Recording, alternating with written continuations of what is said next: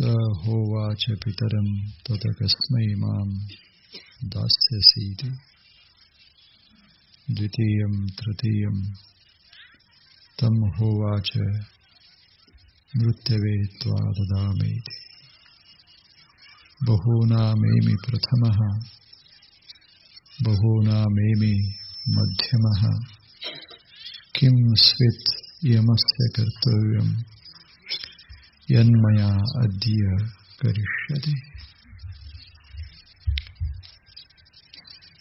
ಇದು ಕಠೋಪನಿಷತ್.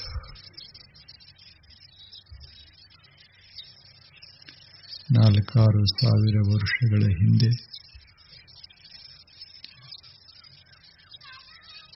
ಒಂದು ಸುಂದರವಾದ ಆಶ್ರಮ, ಅಲ್ಲಿ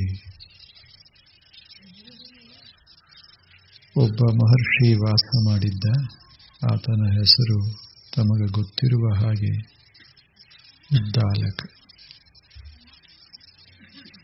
ಅಥವಾ ವಾಜಸ್ರವಸ್. ಆತನಿಗೆ ಒಬ್ಬ ಮಗ ನಚಿಕೇತ. ಈ ತಂದೆ ಉದ್ದಾಲಕನಿಗೆ ಒಂದು ಆಸೆ.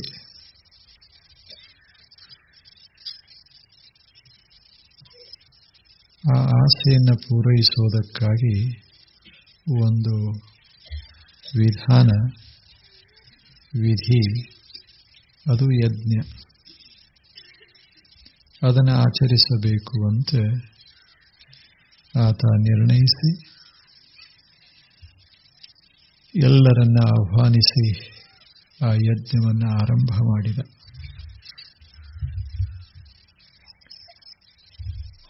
ಆ ಯಜ್ಞದ ಹಿಂದಿರುವ ಉದ್ದೇಶ ಒಂದಿಷ್ಟು ತನ್ನ ಇಚ್ಛೆಯನ್ನು ಪೂರೈಸಿಕೋಬೇಕು ಅಂತ. ಅವನಿಗೆ 2 ಇಚ್ಛೆಗಳು ಮತ್ತು ಎಲ್ಲರಿಗೂ 2 ಇಚ್ಛೆಗಳು ಸಾಮಾನ್ಯವಾಗಿ. ಆ ಬಯಕೆಗಳು, ಆ ಇಚ್ಛೆಗಳು ಇರೋದರಿಂದಲೇ ಮನುಷ್ಯ ಜೀವನದಲ್ಲಿ ಆಸಕ್ತಿಯಿಂದ ಬದುಕ್ತಾನೆ, ಕಾರ್ಯ ಮಾಡ್ತಾನೆ. ಆಸೆ ಬಹಳ ಮಹತ್ವದ್ದು. ಮನುಷ್ಯಗೊಂದಿಷ್ಟು ಇರಬೇಕು. ಏನೇನೋ ಆಸೆ ಇಲ್ಲದೆ ಇದ್ರೆ ಏನೋ ಮಾಡಬೇಕಂತ ಅನಿಸೋದಿಲ್ಲ. ಆದರೆ ಆಸೆ ಒಂದಿಷ್ಟು ಒಳ್ಳೆಯದಿರಬೇಕಷ್ಟೆ. ಅದು ಇನ್ನೊಬ್ಬರಿಗೆ ಅಹಿತ ಮಾಡೋದಿತ್ತು ಅಂದರೆ, ತನಗೆ ಅಹಿತವಾಗುವಂತೆ ಇತ್ತು ಅಂದರೆ ಅಂಥ ಆಸೆ ಅಷ್ಟಿರಬಾರದು. ಮನುಷ್ಯ ಬಯಸ್ತಾನೆ. ಇಲ್ಲೇನು, ಸುಮ್ಮನೆ ಒಂದು ಸಣ್ಣ ಕಥೆ. ಒಂದು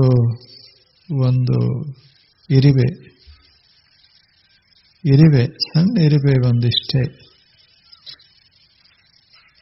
ಅದು ಒಂದು ಗಿಡವನ್ನ ಏರ್ತಾ ಇತ್ತು.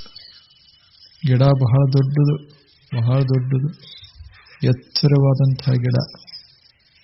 ಇದು ಸಣ್ಣ ಇರುವೆ ಏರ್ತಾ ಇತ್ತು. ಅವಾಗ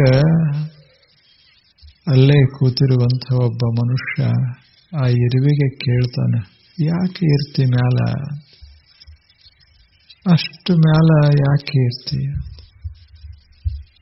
ಅವಾಗ ಇರಿವೆ ಹೇಳ್ತು, ಏನೋ ಒಂದು ಇಚ್ಛೆ ನನಗೆ, ಏನೋ ಒಂದು ಇಚ್ಛೆ.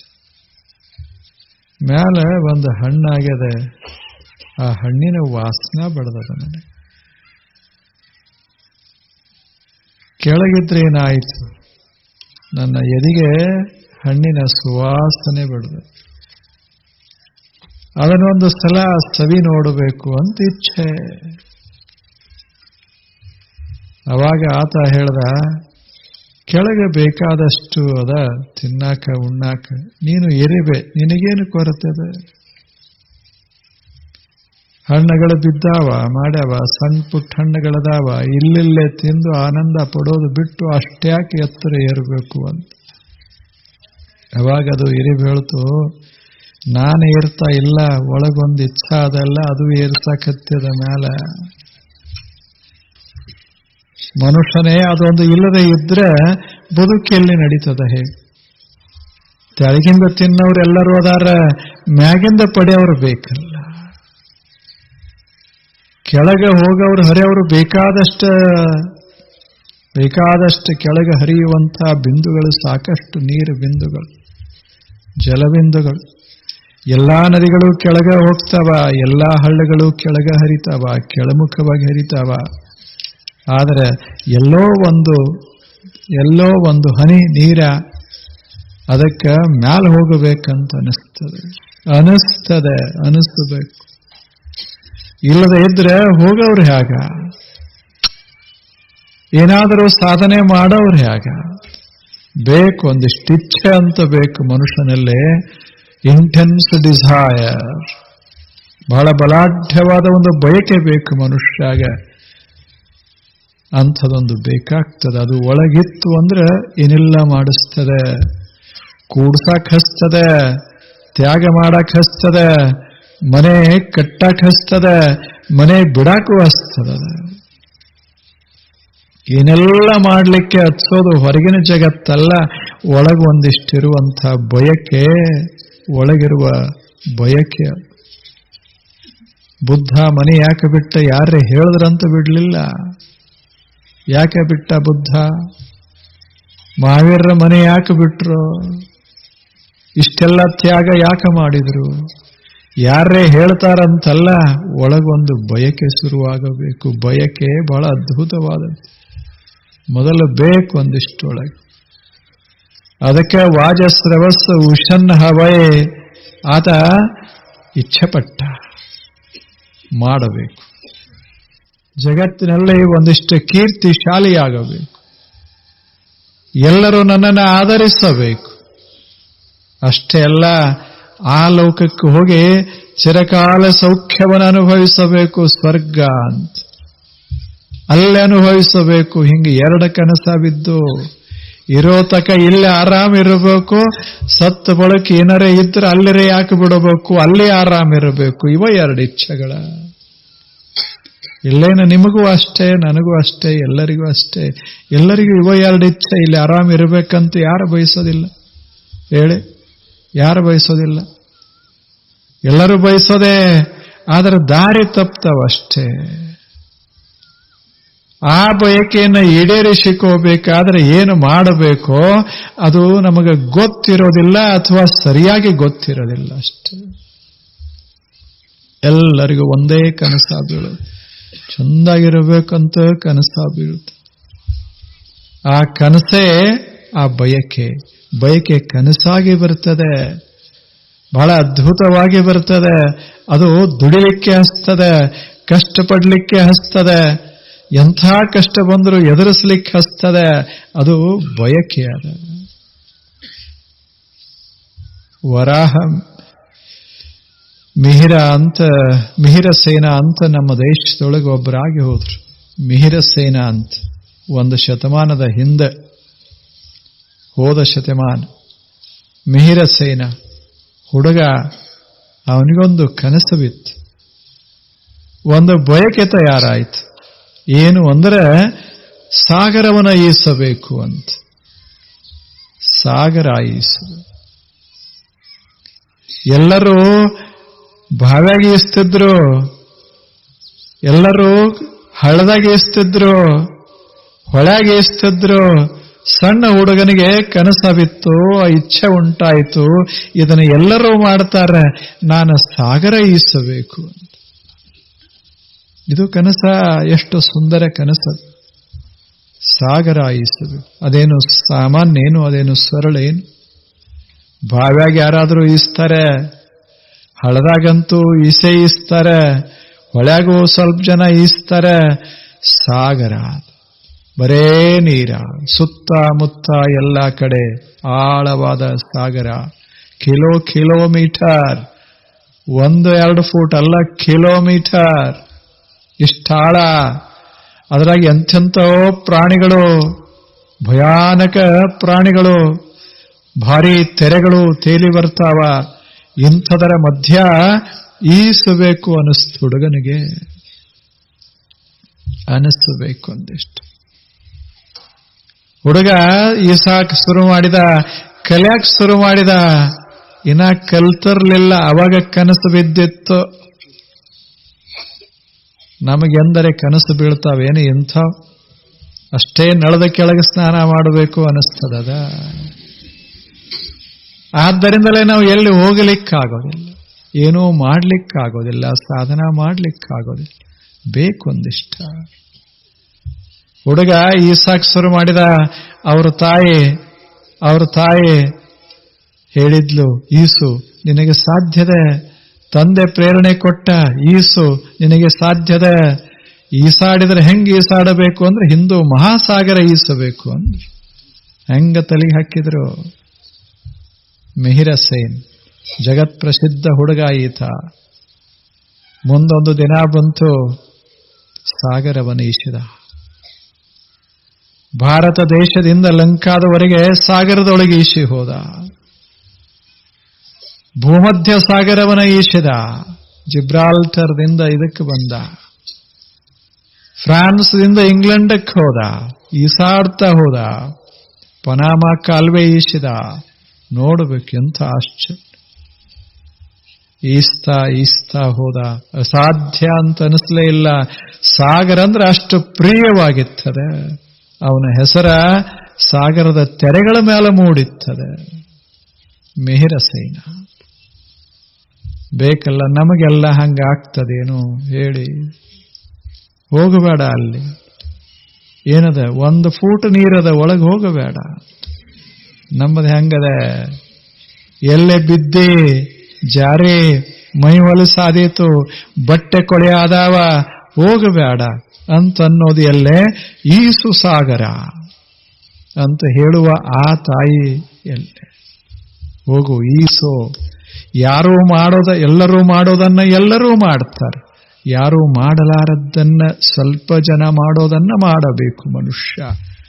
ಹಂಗ ತುಂಬಿದ್ಲೋ ಹುಡುಗ. ಈಸಿ ಮಿಹಿರ ಸೇನ ಬೇಕು ಮನುಷ್ಯಗೆ. ಚಲೋ ಇಚ್ಛೆಗಳು ಬೇಕು. ಇಚ್ಛೆಗಳು ಬೇಕು. ಈ ಹೂ ಅದಾವಲ್ಲ, ಇವತ್ತರ್ನೆಲ್ಲ ಹಿಂಗ್ ಗೋಳೆ ಮಾಡಿ ತಿಪ್ಪಿಗೆ ಒಗೆಯೋ ಇಚ್ಛೆನೂ ಇಚ್ಛೆ. ಇದ್ಯಾವುದಕ್ಕೆ ಇದು, ಸುಮ್ಮನೆ ಚೆಲ್ಲಿ ಬಿಡೋಣ ಅಂತ ಅನಿಸೋದಿಲ್ಲ. ಆಯ್ಕೆ ಮಾಡಿ ಅವುಗಳನ್ನೆಲ್ಲ ತಂದು ಇದರ ಮೇಲೆ ಸುಂದರವಾಗಿ ಹೊಂದಿಸಿಟ್ಟು ಸಂತೋಷ ಪಡ್ತಾರಲ್ಲ, ಅದು ಒಂದು ಇಚ್ಛೆಯೇ. ಆದರೆ ಎರಡೂ ಬೇರೆ. ಒಂದು ಎಂಥ ಇಚ್ಛೆ? ವಿನಾಶಕ ಇಚ್ಛೆ. ಇನ್ನೊಂದು ಎಂಥದು? ಹೃದಯವನ್ನು ಅರಳಿಸುವ ಇಚ್ಛೆ. ಒಂದು ಸ್ವರ್ಗ ನಿರ್ಮಾಣ ಮಾಡ್ತದೆ, ಇನ್ನೊಂದು ಜಗತ್ತಿನಲ್ಲಿ ನರಕವನ್ನು ನಿರ್ಮಾಣ ಮಾಡ್ತದೆ. ಇಚ್ಛೆಗಳಿರಬೇಕು ಮನುಷ್ಯಾಗ.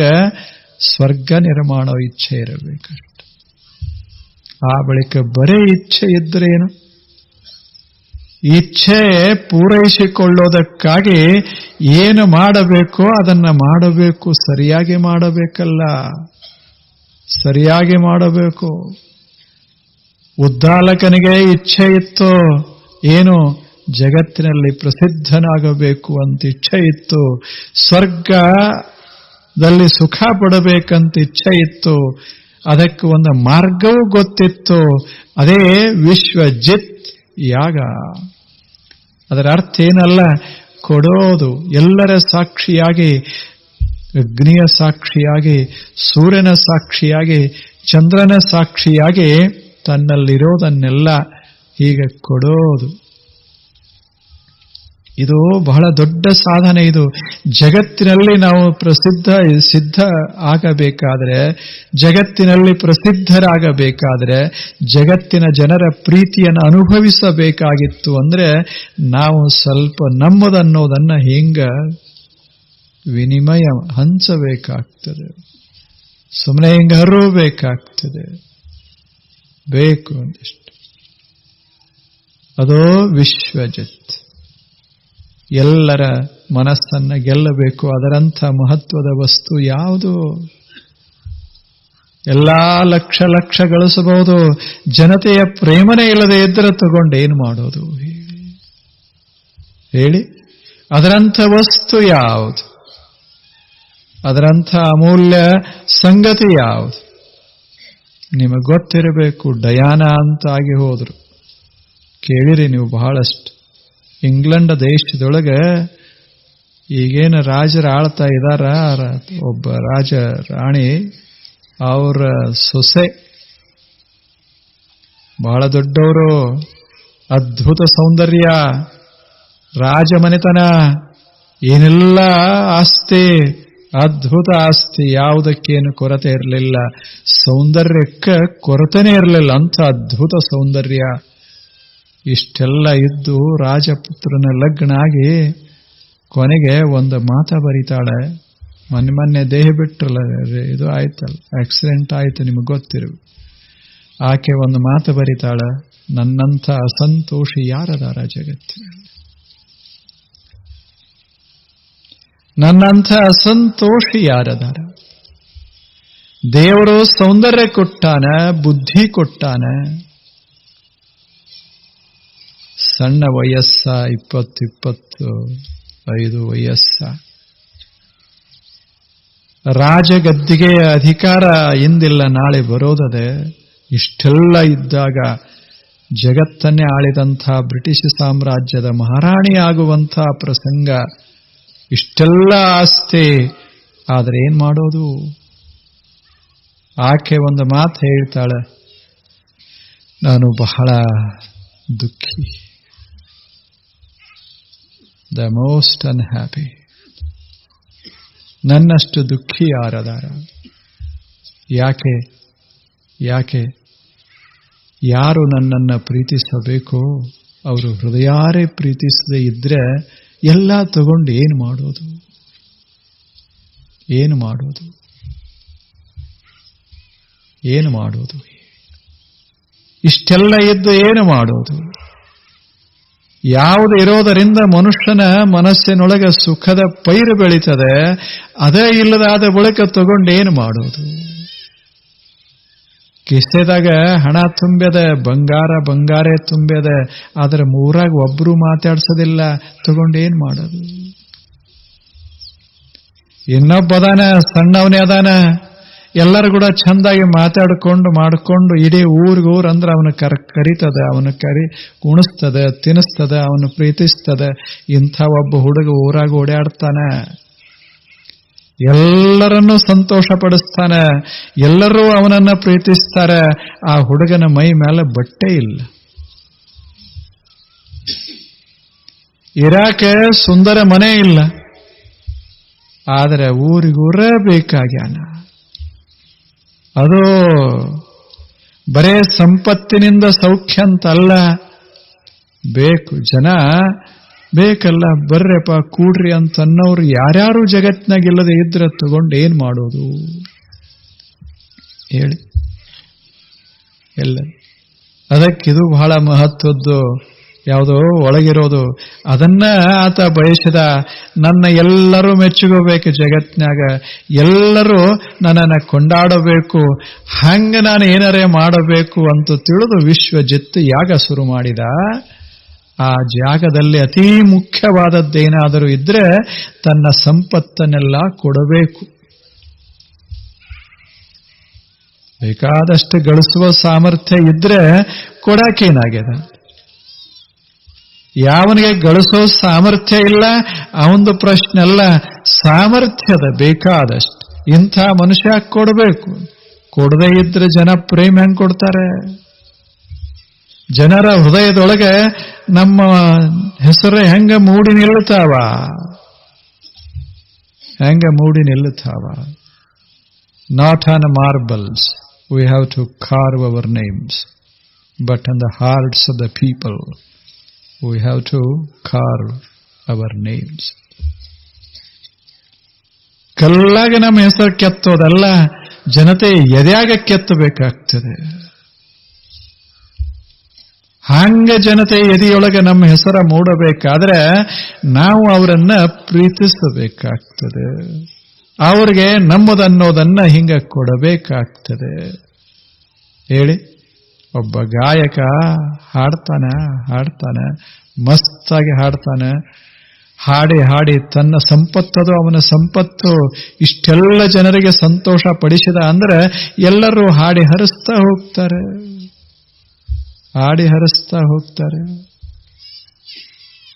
ಹಾಗೆ ನಮ್ಮ ಸಂಪತ್ತು ಏನೇ ಇರಲಿ, ಭಗವಂತ ಏನ ಕೊಟ್ಟಾನ ನಮಗೆ, ಅದನ್ನ ಯಾರ ಪ್ರೇಮ ನಾವು ಗಳಿಸಬೇಕಂತ ಮಾಡೇವಿ ಅಂಥವ್ರಿಗೆ ಸ್ವಲ್ಪ ಹಿಂಗೆ ಕೊಡಬೇಕಾಗ್ತದೆ. ನಾನು ನಿಮಗೆ ಕುರ್ಚಿ ಕೊಟ್ರೆ ನೀವು ನನಗೆ ಕುರ್ಚಿ ಕೊಡ್ತೀರಿ, ಇಲ್ಲವೇನು ಹೇಳಿ? ನೀವು ಬಂದಾಗ ನಾನು ಅಪಮಾನ ಮಾಡಿಬಿಟ್ರೆ ನಾನು ಬಂದಾಗ ನೀವು ಅಪಮಾನ ಮಾಡ್ತೀರಿ. ಇದೇನು ದೊಡ್ಡ ಇದು ಏನು ಕಠಿಣ ಏನು ತಿಳ್ಕೊಳ್ಳೋ ಹೇಳಿ? ಈಗ ನಾನು ನಿಮಗೆ ನಮಸ್ಕಾರ ಮಾಡ್ತೀನಿ ಅಂತ ನೀವು ಮಾಡ್ತೀರಿ ಅಷ್ಟೇ ಅಲ್ಲವೇನು? ನೀವು ಮಾಡ್ತೀರಿ ಅಂತ ನಾನು ಮಾಡ್ತೇನೆ. ನೀವು ಅಟ್ಟ ಮಾಡಬೇಕು, ನಾ ಮಾಡಮಲ್ಲ ಬಿಡು ಅಂತಾರಷ್ಟೇ. ದಿವಸ ಒಬ್ಬೊಬ್ರು ಕಡಿಮೆ ಮಾಡ್ಕೋತ ಹೋಗಂತಾರಷ್ಟೆ. ಜಗತ್ ಹಿಂಗ ಇರೋದು. ಯಾರನ್ನೂ ಲಕ್ಷಿಸೋದಿಲ್ಲದೋ, ದೇವರನ್ನ ಲಕ್ಷಿಸೋದಿಲ್ಲ. ನಿಮಗೆ ಗೊತ್ತದ ಅಲ್ಲ, ದೇವರಿಗೆ ಮೊದಲು ಬೇಡ್ಕೋತಾರ ಕೊಡುವಂತ. ಅದು ಕೊಡುದಿಲ್ಲ ಅಂತ ಗೊತ್ತಾದ್ರೆ ಅದನ್ನು ಬಿಡ್ತಾರ, ಆ ದಾರಿನೇ ಬಿಡ್ತಾರೆ. ಇದಲ್ಲ ಜಾಗೃತ ದೇವರು, ಇದು ಸತ್ಯದ, ಇದು ಮುಗದೇ ಅದ. ಆ ಗುಡಿಗೆ ಯಾರು ಹೋಗ್ತಾರೆ? ಅದರಾಗ ಏನಿಲ್ಲ, ಅಲ್ಲೇನು ಹೋಗಿ ಏನು ಮಾಡ್ತೀರಿ? ಅದು ಬಿದ್ದದ ಅಷ್ಟೇ. ದೇವರನ್ನ ಸಹಿತ ತಿರಸ್ಕಾರ ಮಾಡ್ತಾರಂದ ಬಳಕ ಮನುಷ್ಯರನ್ನ ತಿರಸ್ಕಾರ ಮಾಡೋದಿಲ್ಲ. ಏನು ಯಾವ ಮನುಷ್ಯ ಕೊಡೋದಿಲ್ಲ. ಕೊಡಬೇಕು. ಆದರೆ ಕೊಡದೆ ನಾವು ವಿಶ್ವಜಿತ್ ಜಗತ್ತನ್ನ ಗೆಲ್ಲಬೇಕು ಅಂತ ಹೊರಟ್ರೆ ಅದು ಹೆಂಗ್ ಸಾಧ್ಯ ಆಗ್ತದೆ? ವಾಜಸ್ರವಸ್ಸು ಯಜ್ಞ ಮಾಡಿದ, ಎಲ್ಲರನ್ನ ಕರೆಸಿದ. ಆಗಿನ ಕಾಲಕ್ಕೆ ಋಷಿಗಳೆಲ್ಲ ಬಂದರು, ಜ್ಞಾನಿಗಳೆಲ್ಲ ಬಂದರು, ಇವನು ಯಜ್ಞ ಯಶಸ್ವಿ ಮಾಡಬೇಕಂತ ಬಂದರು. ಆದರೆ ಇವ ಕೊಡೋ ಪ್ರಸಂಗ ಏನು ಬಂತೋ, ಅದೇ ಯಜ್ಞ, ಮುಖ್ಯ ಯಜ್ಞ ಭಾಗ ಬಂತೋ, ಅವಾಗ ಎಂಥ ಆಕಳ ಕೊಟ್ಟ. ಮೊನ್ನೆ ನೋಡಿಲ್ಲ ನಾವು, ಎಂಥ ಆಕಳ ಕೊಟ್ಟ. ಅವು ಕೊನೆಯದಾಗಿ ನೀರು ಕುಡ್ದದ್ದು ಅಂತ ಬರದಾರ. ಕೊನೆಯದಾಗಿ ನೀರು ಕುಡ್ದದ್ದು. ಇನ್ನು ನೀರಿಟ್ರೆ ಮುಟ್ಟೋ ತಾಕತ್ತಿರ್ಲಿಲ್ಲ ಅವು. ಕೊನೆಯ ತುತ್ತನ್ನ ಅದನ್ನ ಮೆಲಕ್ ಹಾಕಿ ನುಂಗಿ ಮುಗಿಸಿಬಿಟ್ಟಿದ್ದು, ಇನ್ನು ಎಂದೂ ತಿನ್ನೋದಿಲ್ಲ ಅವು. ಕೊನೆಯದಾಗಿ ಹಾಲ ಹಿಂಡಿ ಮುಗಿಸಿದ್ದು ಅಷ್ಟೇ ಅಲ್ಲ, ಕೊನೆಯ ಹೆಜ್ಜೆ ಇಟ್ಟಿದ್ದು ಮುಂದಿನ ಹೆಜ್ಜೆಗೆ ಮರಣನೆ. ಇಂಥ ಆಕಳ ಕೊಡಾಕತ್ತಿದ್ದ. ಏನು ಮಸ್ತ್ ವರ್ಣ ಮಾಡ್ಯಾರ. ಇವಾಗಲ್ಲ, ಅವಾಗ ಈಗ ಕೊಡ್ತಾರಂದ್ರೆ ಜನ ಜಾಣದಾರ, ಹಂಗೆ ಕೊಡ್ತಾರ ಅನ್ಬೋದು. ಅವಾಗಿನ ಕಾಲಕ್ಕೆ ಯಾವಾಗ ಪುಣ್ಯ ಪಾಪಗಳ ಪ್ರಜ್ಞೆ ಜಾಗೃತವಾಗಿತ್ತೋ ಅಂಥ ಕಾಲಕ್ಕೆ, ಯಾವಾಗ ಹೆದರ್ತಿದ್ರೋ ಜನ ಅಸತ್ಯ ಮಾತಾಡೋದಕ್ಕೆ, ಆಗಿನ ಕಾಲಕ್ಕೆ. ಹಿಂಗೆ ಇನ್ನು ಈಗಿನ ಕಾಲ ಏನು? ಯಾವ ಸತ್ಯ ಯಾವುದು ಸುಳ್ಳು? ಸುಮ್ಮನೆ ಬದುಕೋದಪ್ಪ. ಯಾವ ಸತ್ಯ ಯಾವ ಸುಳ್ಳು? ಯಾರೋ ಹೇಳ್ಯಾರ ಹಂಗ ಸತ್ಯ ಸತ್ಯ ಯಾವ ತಗೊಂಡು ನಮಗೇನು ಮಾಡೋದು? ಬದುಕೋದು, ಮಾಡೋದು, ಸಂಗ್ರಹ ಮಾಡೋದು. ಏನಕ್ಕೇನ ಪ್ರಕಾರೇಣ ಸಂಗ್ರಹ ಕರ್ತವ್ಯ. ಇದು ಈಗಿನ ಕಾಲ. ಈಗ ಮಾಡಿದ್ರಲ್ಲ, ಅವಾಗಿನ ಕಾಲಕ್ಕೆ ಹಿಂಗಿದ್ದಾಗಲೂ ಕೂಡ ಆ ವಾಜಸ್ರವಸ್ಸು ಹಿಂಗ ಮಾಡಿದ. ಹೆಂಗೆ ಕೆಲಸಕ್ಕೆ ಬರಲಾರದ ಆಕಳಗಳನ್ನ ಕೊಡಾಕ್ ಶುರು ಮಾಡಿದ. ತಗೊಳ್ಳೋರು ಗಾಬರಿ ಆದರು. ಮುಂದೆ ಮಾಡೋದೇನು? ಇವಕ್ಕೆ ತಿನ್ನಕ್ಕೂ ಬರಂಗಿಲ್ಲ, ನೀರು ಕುಡಿಯಕ್ಕೂ ಬರಂಗಿಲ್ಲ, ಹಾಲಂತೂ ಕೊಡೋದಿಲ್ಲ, ಇನ್ನು ಮುಂದಿನ ಹೆಜ್ಜೆ ಇಡಂಗಿಲ್ಲ, ಇನ್ನು ಹೊತ್ಕೊಂಡು ಹೋಗ್ಬೇಕೇನು? ತಿಳಿಬಾರದೇನು? ಋಷಿಗೆ ತಿಳಿಲಿಲ್ಲ ಅಂತ ಬರದಾರ. ಋಷಿಗೆ ತಿಳಿಲಿಲ್ಲ. ಆದ್ರೆ ಋಷಿಯ ಮಗ ಏನು ನಚಿಕೇತ ಇದ್ದ, ಅವ ಇದನ್ನೆಲ್ಲ ನೋಡ್ಕೋತ ನಿಂತಿದ್ದ. ಅವ ಗಾಬರಿ ಆದ. ಇದನ್ನ ಮಾಡಿ ನಮ್ಮ ತಂದೆ ಪಾಪದಾಗ ಬೀಳುತ್ತಾನ, ಇವನ ಜೀವನ ಹಾಳಾಗ್ತದೆ. ಇನ್ನ ಇವ ಮಾಡ್ಯಾನಂತ ಮತ್ತಿವ್ರು ತಗೊಂಡವ್ರೆ ಯಾಕೆ ಬಿಡ್ತಾರ? ಅವರು ತಮ್ಮ ಹಿಂಗ ಮಾಡ್ಕೋತು. ಆದ್ರೆ ಜಗತ್ತರೇ ಹಂಗ ನಡೀತದೆ. ಆ ಮಹಾಋಷಿ ಮಾಡ್ಯಾರಂತ ಈ ಮಹಾಋಷಿ ಶುರು ಮಾಡಿದ್ರೆ ಅದೇ ಪದ್ಧತಿ ಮುಂದುವರೆದ ಬಿಟ್ರೆ ಜಗತ್ತು ಉಳಿಯೋದು ಹೇಗೆ ಅಂತ ಹುಡುಗ ವಿಚಾರ ಮಾಡಿದ. ನಾನು ಕದಿಯೋದು, ನೀವು ಕದಿಯೋದು, ಎಲ್ಲರೂ ಎಲ್ಲ ಹೊಲದಾಗ ಕದ್ಕೋತೆ ಹೋಗಿ ಬಿಟ್ರೆ ಯಾವ ಹೊಲ ಉಳಿತಾವ? ಸುರಕ್ಷಿತ ಯಾವ ಉಳಿತಾವ? ಇದು ನಚಿಕೇತನ ತಲೆಯಾಗ ಬಂತು. ಏನ ನಮ್ಮ ತಂದೆಗೆ ಇಷ್ಟು ತಿಳಿಲಿಲ್ಲಲ್ಲ ಅಂದ. ಇನ್ನ ಕೊಡೋದು ಬಿಟ್ರೆ ಬಹಳ ಒಳ್ಳೇದು. ನಮಗೆ ಆಗೋದಿಲ್ಲಪ್ಪ, ಕೊಡೋದಾಗೋದಿಲ್ಲ, 2 ಆಕಳ ಕೊಡ್ತೇವಿ ಒಯ್ರಿ ಅಂದ್ರೆ ಸರಿ. ಕೊಡ್ತೇನೆ ಅಂತ ಜಾಹೀರ ಮಾಡಿ ಎಲ್ಲರನ್ನ ಕರೆಸಿ ತಗೋರಿ ಅಂದ್ರೆ ಹೆಂಗಾಗ್ತದೆ ಹೇಳಿ? ಈಗ ನಾನು ಊಟಕ್ಕೆ ಬರ್ತೇನೆ, ಊಟಕ್ಕೆ ಕರೆಯೋದು, ಮಸ್ತಾಗಿ ಊಟಕ್ಕೆ ಕರೆಯೋದು, ಬಹಳ ಒತ್ತಾಯದಿಂದ ಕರೆಯೋದು. ಮನೆಗೆ ಹೋದ ಕೂಡ್ರೆ ಏನಿಲ್ಲ, ಏನೂ ಇಲ್ಲ, ನೀರ, ಹುಳಿಯ ಒಂದಿಷ್ಟು ಮಜ್ಜಿಗೆ, ಹಿಂಗ ಮಾಡಿದ್ರೆ ಹೆಂಗಾಗ್ತದೆ? 8 ದಿವಸದ ಮಜ್ಜಿಗೆ, ವಾಸನೆ ಬರುವ ನೀರ, ಹಿಂಗೆ ಕೊಟ್ರೆ ಗತಿ ಏನೋ? ಇನ್ನು ಯಾರೇ ಬರ್ತಾರೇನು? ಒಳ್ಳೆ ಮಾತುಗಳನ್ನು ನಿಮ್ಮ ಬಗ್ಗೆ ಜಗತ್ತಿನಾಗ ಯಾರಾದರೂ ಹೇಳ್ತಾರೇನು ಹೇಳಿ? ನನ್ನ ಬಗ್ಗೆನೂ ಅಷ್ಟೇ, ನಿಮ್ಮ ಬಗ್ಗೆನೂ ಅಷ್ಟೇ. ನಾವು ಕೊಡ್ತಿದ್ರೆ ಜಗತ್ತ ಒಂದಿಷ್ಟು ನೆನಪಿಟ್ಕೋತದೆ, ಇಲ್ಲದೆ ಇದ್ರೆ ಜಗತ್ತ ಸರಿಸಿ ಬಿಡ್ತದ. ಇಟ್ ಪುಟ್ಸ್ ಅಸಾಯ್ಡ್, ಹೆಂಗ ಸರಿಸಿ ಬಿಡ್ತದೆ. ಅದನ್ನ ನಚಿಕೇತ ಬಹಳ ವಿಚಾರ ಮಾಡಿ ಮಾಡಿ ಒಂದು ನಿರ್ಣಯಕ್ಕೆ ಬಂದ. ನಮ್ಮ ತಂದೆಯನ್ನ ಉಳಿಸಬೇಕು ಅಂದ. ಅವಂದೆಂಥ ಮನಸ್ಸು, ಎಂಥ ಮನಸ್ಸು! ಅವ ಬಂದು ಒಂದು ಯೋಜನಾ ಮಾಡಿ ತಂದೆಗೆ ಹೇಳ್ತಾನೆ. ಬಹಳ ಚಲೋ ಹೇಳ್ತಾನೆ, ಬಹಳ ಚಲೋ ಮಾತು ಹೇಳ್ತಾನೆ. ಅವನಿಗೆ ಒಂದು ಅನಿಸಿತ್ತು. ಏನು ಅನಿಸಿತ್ತು ಅಂದ್ರೆ, ಇಷ್ಟೆಲ್ಲ ಇವ ಕೊಡ್ತಾನಲ್ಲ, ಇವೆಲ್ಲ ಮುದುಕ ದನಗಳನ್ನ ಯಾಕೆ ಕೊಡ್ತಾನ? ಚಲೋ ದನ ಇಷ್ಟು 1000 ಗಟ್ಟಲೆ ಇದ್ರು ಯಾಕೆ ಇಟ್ಟುಕೊಂಡಾನ ಅಂದ್ರೆ ನನ್ನ ಮ್ಯಾಲಿನ ಪ್ರೇಮ ಅಷ್ಟು, ಅಥವಾ ಸಂಪತ್ತಿನ ಮ್ಯಾಲಿನ ಪ್ರೇಮ, ಎರಡೇ. ಅದರ ಅರ್ಥ ಏನು ಅಂದ್ರೆ, ಯಾವುದನ್ನು ನಾವು ಪ್ರೀತಿಸ್ತೇವೆ ಬಹಳ ಅದನ್ನು ಕೊಡಬೇಕು ಅನ್ನಿಸುವುದಿಲ್ಲ. ಇದು ಮನಃಶಾಸ್ತ್ರ. ಉಪನಿಷತ್ತು ಅಂದ್ರೆ ಮನಃಶಾಸ್ತ್ರ, ತತ್ವಶಾಸ್ತ್ರ, ಅನುಭಾವಶಾಸ್ತ್ರ, 3ರ ಮಿಶ್ರ. ಭಾರತ ದೇಶ ಕೊಟ್ಟ ಶ್ರೇಷ್ಠ ಗ್ರಂಥಗಳಿವೆಲ್ಲ ಮನಃಶಾಸ್ತ್ರ.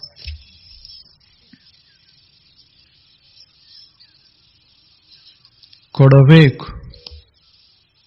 ಹುಡುಗನಿಗೆ ಅನಿಸ್ತು, ನನ್ನ ಸಲುವಾಗಿ, ನನ್ನ ಮೇಲಿನ ಪ್ರೇಮಕ್ಕಾಗಿ, ನನಗೆ ಇರಲಿ ಅಂತ, ಸಂಪತ್ತಿರಲಿ ಅಂತ ತಿಳ್ಕೊಂಡು ನನ್ನ ಮೇಲಿನ ಮೋಹಕ್ಕಾಗಿ ಈ ಸಂಪತ್ತನ್ನ ಕೊಡ್ತಾ ಇಲ್ಲ. ಎರಡನೇದ್ದು, ಅವುಗಳ ಮ್ಯಾಗಿನ ಪ್ರೇಮಕ್ಕಾಗಿ ಅವುಗಳನ್ನ ಕೊಡ್ತಾ ಇಲ್ಲ. ಇದೇನು ಮುದುಕದಾವ, ಇವುಗಳನ್ನ ಮ್ಯಾಲಿನ ಪ್ರೇಮನೇ ಹೋಗ್ಯದ. ಒಯ್ಯಾಕ್ ಹತ್ಯಾನಿ ಮನುಷ್ಯ. ಕಸದ ತಿಪ್ಪ್ಯಾಗ ಚೆಲ್ಲೋ ಬದಲು ಕೊಡಾಕ್ ಹತ್ಯಾನಷ್ಟೇ. ಹಂಗಾಗಿದೆ. ನಾವು ಎಷ್ಟೋ ಸಲ ಮಾಡುವುದಿಲ್ಲೇನು? ಯಾರ ಪಾಪ ಹುಡುಗರು, ಅವು ಭಿಕ್ಷುಕರು ಯಾರೇ ಅನಿವಾರ್ಯವಾಗಿ ಬಂದಿರ್ತ, ನಾವು ಏನು ಕೊಡ್ತೇವೆ? ಹಬ್ಬದ ದಿವಸ, ದೀಪಾವಳಿ ಮಸ್ತ್ ಹಬ್ಬ, ಯುಗಾದಿ ಹಬ್ಬ, ಮನೆಯಾಗೆಲ್ಲ ತುಂಬಿರ್ತದೆ. ಏನೇನು ಉಳಿದಿರ್ತದ ಆ ಹುಡುಗನಿಗೆ ಹಾಕಿ ಕಳಿಸಿ ಬಿಡ್ತೇವೆ. ಇದು ನಮ್ಮ ಮನಸ್ಸಿನ ಸ್ವರೂಪ ಇದೆ. ನಾವು ಏನು ಮಾಡ್ತೇವೆ ಅದು ಮನಸ್ಸು ನಮ್ಮದು ಹೆಂಗದ ಅನ್ನೋದನ್ನ ಅದು ತೋರಿಸಿಕೊಡ್ತದಷ್ಟೇ, ತೋರಿಸಿಕೊಡ್ತದೆ. ನಮ್ಮ ಕಾರ್ಯಗಳು ನಮ್ಮ ಮನಸ್ಸಿನ ರೂಪಗಳು, ಮನಸ್ಸಿನ ರೂಪಗಳು. ಅದಕ್ಕೆ ನಚಿಕೇತ ವಿಚಾರ ಮಾಡ್ತಾನೆ, ಎಲ್ಲಿವರೆಗೆ ಮನುಷ್ಯಗೆ ಮೋಹ ಇರ್ತದ ಅಲ್ಲಿವರೆಗೆ ಅವ ಹಿಂಗ ಮಾಡ್ತಾನ, ಹೀಗೆ ಮಾಡ್ತಾನ. ಅವನಿಗೆ ತ್ಯಾಗದ ಭಾವನಾ ಬರೋದಿಲ್ಲ. ಆದರೆ ಕೀರ್ತಿರೇ ಬೇಕಾಗಿರ್ತದೆ. ಇದ ದೊಡ್ಡ ಸಮಸ್ಯೆ. ಕೀರ್ತಿರೇ ಬೇಕು, ಎಲ್ಲರ ನಮನ ಮೆಚ್ಚುಗೋಬೇಕು, ಆದರೆ ನಾವು ಯಾರಿಗೆ ಏನೂ ಕೊಡೋರಲ್ಲ. ಹೆಂಗ ಮಜಾದ ಇದು ಹೇಳಿ, ಎಂಥ ಮಜಾದ. ನಾವು ಏನೇನು ಯಾರಿಗೂ ಸಹಾಯ ಮಾಡೋರಲ್ಲ, ಯಾವ ರೀತಿಯಲ್ಲೂ ಯಾರನ್ನು ಹಚ್ಚಿಕೊಳ್ಳೋರಲ್ಲ, ಆದರೆ ನಮ್ಮನ್ನ ಮಾತ್ರ ಎಲ್ಲರೂ ಹಚ್ಚಿಕೋಬೇಕು. ಅದು ಹೆಂಗ ಸಾಧ್ಯದ ಮನುಷ್ಯನೇ? Give and take.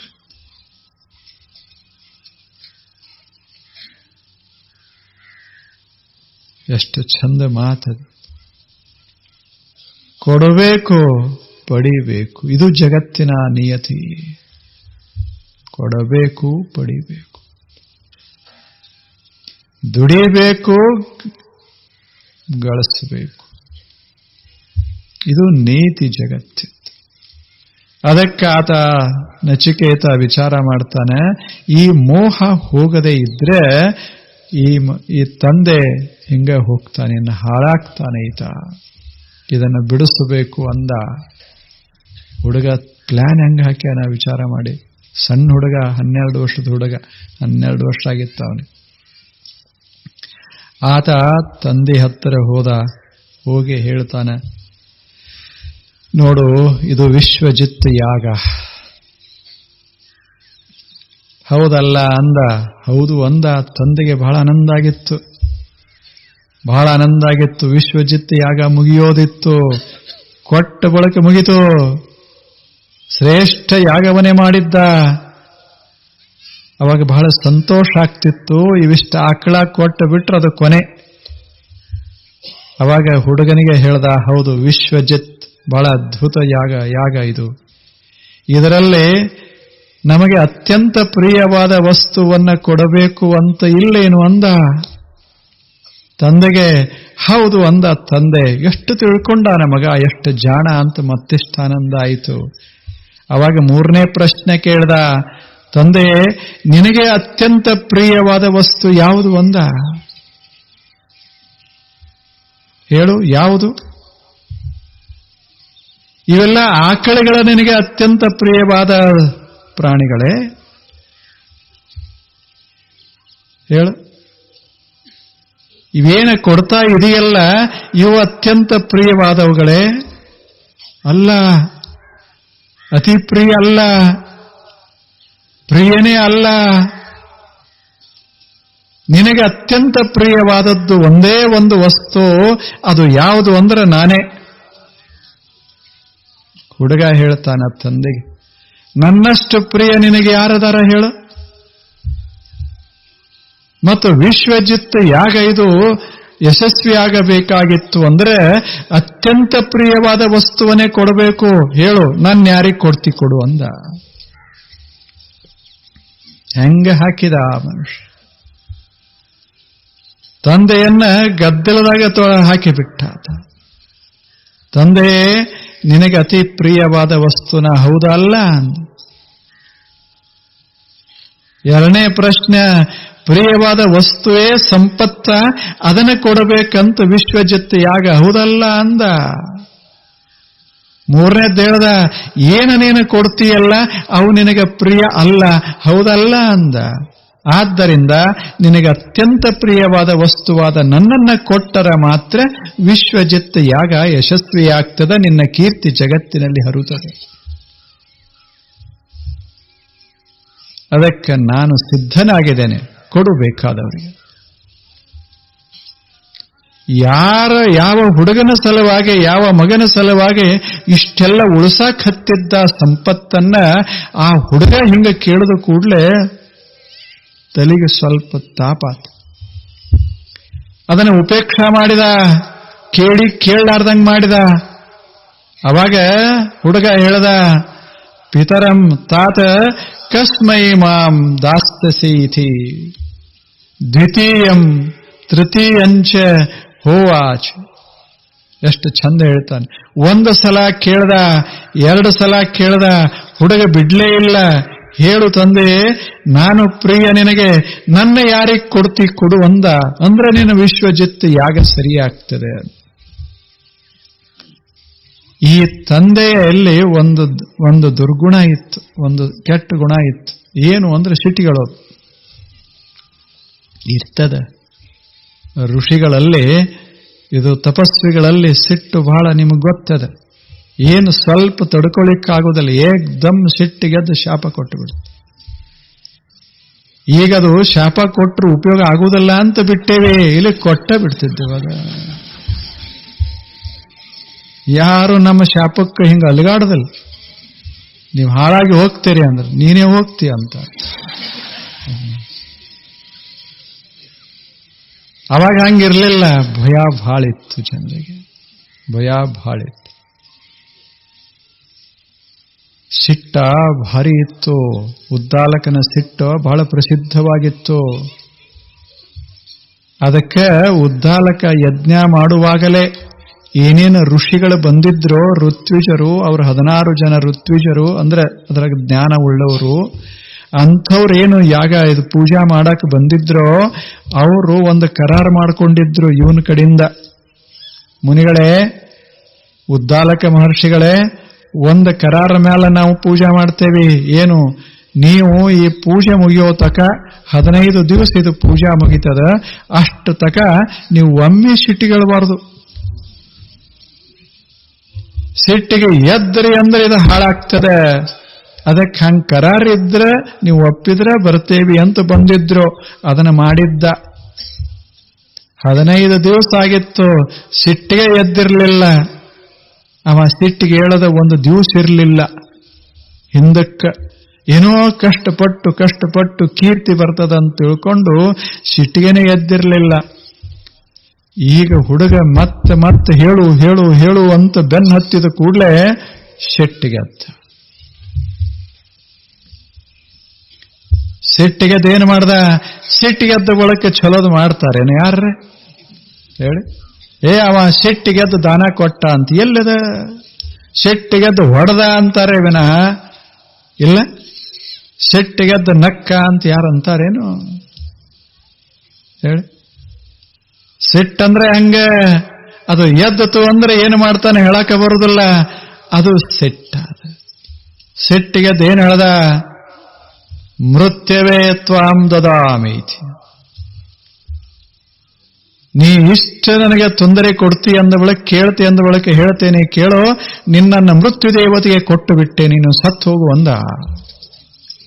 ಹೆಂಗ ಸಿಟ್ಟು ಬಂದಾಗ ಮಗ ಏನು ಎಂಥ ಬುದ್ಧಿವಂತ ಹುಡುಗ, ಇವನ ಉದ್ಧಾರ ಆಗಲಿ ಅಂತ ಅವ ಪ್ರಯತ್ನ ಪಟ್ರೆ ಅವನಿಗೆ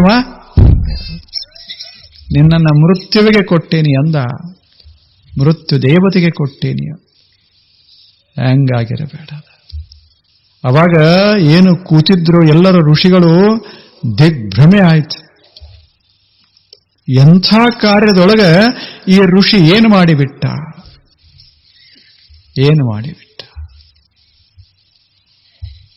ಎಂಥ ಒಳ್ಳೆಯ ಮಗ.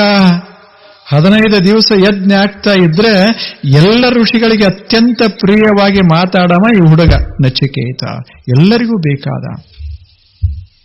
ಅವನನ್ನು ಅಷ್ಟು ಹಚ್ಚಿಕೊಂಡಿದ್ರು. 15 ದಿವಸದಾಗ ಎಲ್ಲರ ಮನಸ್ಸು ಗೆದ್ದು ಬಿಟ್ಟಿದ್ದ ನಚಿಕೇತ ಹುಡುಗ. ಆತನನ್ನ ಈಗ ತಂದೆ ಮೃತ್ಯುವಿಗೆ ಕೊಟ್ಟೇನಿ ಅಂತಂದ. ಸಿಟ್ಟಿನ ಭರ. ಎಷ್ಟೋ ಸಲ ಹಂಗಾಗುವುದಲ್ಲೇನು? ಎಲ್ಲ ನಮ್ಮದು ಜಗಳ ಆಗೋದು ಸಿಟ್ಟಿನ ಭರದಾಗ. ಇವೆಲ್ಲ ಆಗ್ತಾವಲ್ಲ, ಹೊಡೆದಾಟ ಬಡದಾಟ. ಎದರಾಗ ಶಾಂತವಾಗಿ ಕೂತಾಗ ಹೊಡೆದಾಟ ಅಕ್ಕವೇನು? ಬಡಿಗೆ ತಗೊಂಡು ಬಾ, ನಾನು ಹೊಡೆಯೋನಿದ್ದೇನೆ. ಹಿಂಗೆ ಯಾವಾಗರೇ ಆಗ್ಯಾವೇನು? ಅವಾಗಿನ ಭಾಷಾನೇ ಬೇರೆ, ಅವಾಗಿನ ಅವತಾರ ಬೇರೆ, ಅವಾಗಿನ ಹಾವಭಾವಗಳೇ ಬೇರೆ. ಅವಾಗ ಇವ ಇರುವುದೇ ಇಲ್ಲ, ಅವತಾರ.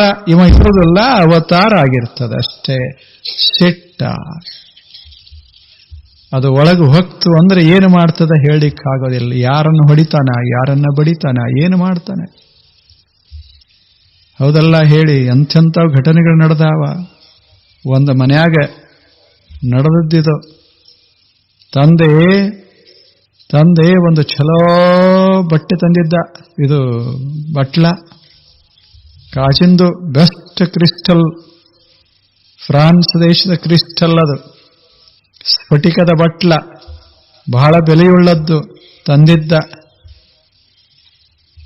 ಅದನ್ನ ಬಳಸ್ತಾ ಇದ್ದ. ಅವಾಗ ಹಾಲು ಕುಡಿಬೇಕಾದ್ರೆ ಅದ್ರಾಗೆ ಕುಡಿಯ, ಅವಾಗ ಆನಂದ ಆಗೋದು. ಅವಾಗೊಬ್ಬ ಹುಡುಗ, ಅವ ಸಣ್ಣವ, 5-6 ವರ್ಷದ ಹುಡುಗ.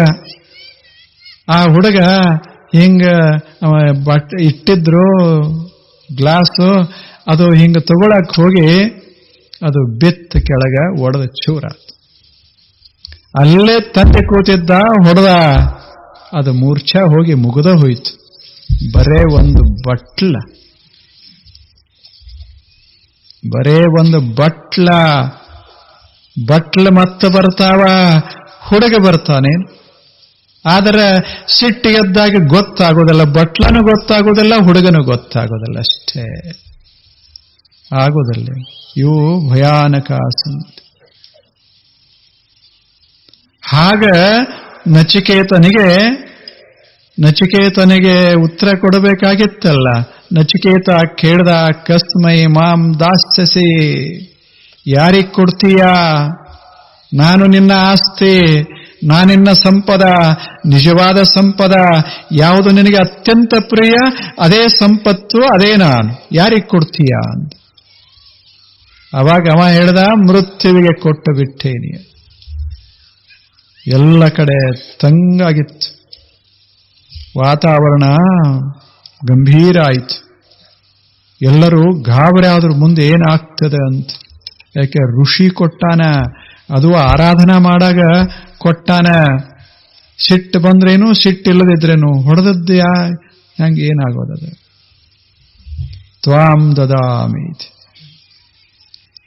ಆವಾಗ ನಚಿಕೇತ ಏನು ಮಾಡ್ತಾನ ಅಂತ ಪ್ರಶ್ನೆ ಗೊತ್ತದಲ್ಲ. ಯಾವಾಗ ಉತ್ತರ? ನಾಳೆ. ನಮಸ್ಕಾರ.